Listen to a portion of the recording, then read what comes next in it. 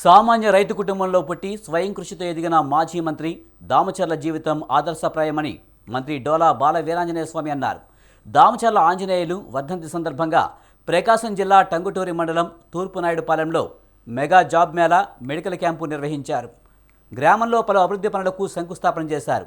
మొదట మల్లవరపాడులో ఎన్టీఆర్, దామచర్ల ఆంజనేయులు విగ్రహాలను మంత్రి ఆవిష్కరించారు.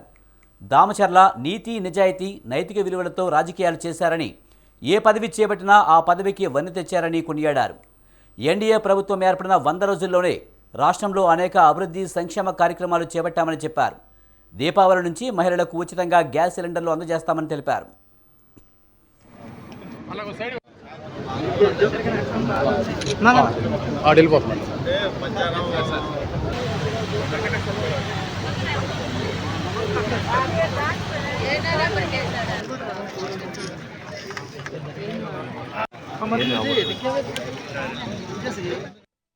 పెద్దాయన విగ్రహం, అదేవిధంగా అన్న ఎన్టీఆర్ గారి విగ్రహాలని 2 విగ్రహాలు కూడా ఈరోజు ఆవిష్కరణ చేసుకోవడం చాలా సంతోషం.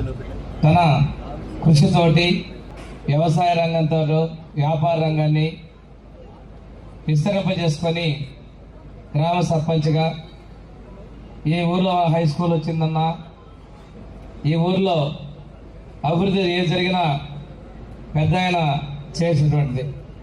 దాంతోపాటుగా పీడీసీసీ బ్యాంక్ చైర్మన్గా ఉన్నప్పుడు మన సొసైటీ సోనారెడ్డిపాలెం వల్లూరి పీసీ సొసైటీతో చేర్చి రైతులందరికీ కూడా లోన్లు